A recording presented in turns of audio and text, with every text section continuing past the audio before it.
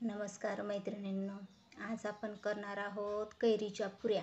आपण आपल्या चॅनलवर कैरीची भरपूर रेसिपी टाकलेल्या आहे. कैरीचा ठेचा, कैरीचं सरबत, कैरीचं लोणचं, तर कैरीचं पन्हं, तर कैरीचा गुळांबा. म्हणलं चला आज कैरीचा आपण पुऱ्या टाकूयात. तर मग त्यासाठी मी काय काय घेतले सामान तुम्हाला सांगते. मी ना एक छोटीशी कैरी होती, ती सोलून ती अशी खिसून घेतली. कैरी ना आंबट आहे म्हणून एक छोटीच कैरी घेतली. आणि वाटलंच तुमची कैरी जर आंबट नसेल तर मोठी बघून घेतली तरी चालेल. इथं ना मी एक अंदाजेचं आपलं पीठ घेतले, ह्याचं गव्हाचं पीठ, कणिक ही. आणि ही ना आपला रवा आहे. तर रवा कशामुळे घेतला आहे का, तर ही आपली पुरी ना अशी लूज पडून कडक राहावी म्हणून मी रवा घेतलेला आहे. आणि आता ह्याच्यातच ना आपली ही खिसलेली कैरी टाकणार आहे मी. आणि दुसरं सामान दाखवते तुम्हाला. हे ना आपलं मीठ, लाल तिखट, जिरे, हळद, ही धणेपूड, लसण ठेचलेला आणि साखर का घेतली तर आपला कैरी आंबट आहे म्हणून मी साखर घेतली. आणि कढईत तेल घेतलेलं आहे. तर आणि हे सर्व साहित्य ना मी आपल्या ह्या पिठात टाकून हे ना मळून एक 5 मिनटं ह्याला अशीच ठेवते.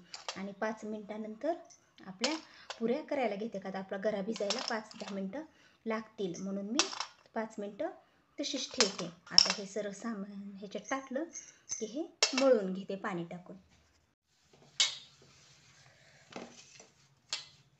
हे कोरडं साहित्य आधी चांगलं मिक्स करून घ्यायचं आणि नंतर पाणी टाकायचं. कारण कैरीला आपल्या पाणी सुटलेलं असतं ना, त्याच्यामुळे पाण्याचं प्रमाण थोडंच लागतं आपल्याला, जास्त लागत नाही. त्या कैरीच्या ओलाव्यातच आपलं पीठ बरंचसं भिजून निघतं.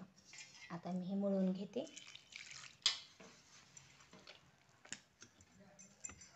तर आपलं पीठ मळून झालं. मी आता ह्याला 5 मिनटं असंच ठेवते, भिजून देते चांगलं. 5 मिनटांनी करायला घेते पुरे. तर आपलं ना 5 मिनटं झालेत आपले. मी असे छोटे छोटे गोळे करून घेतले. तर तुम्ही पाहू शकता आपल्या पिठाचे. आणि आता ना मी ह्याचे पुरी लाटून घेते.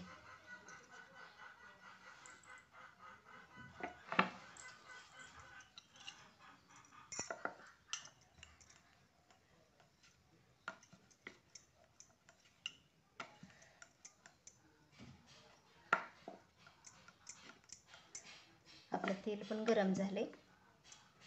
तुम्ही लहान मोठ्या जाड पातळ तुमच्या आवडीनुसार ठेवू शकता. मी छोट्या छोट्याच करते. आपली पुरी लाटून झाली. आता मी तेलात सोडते.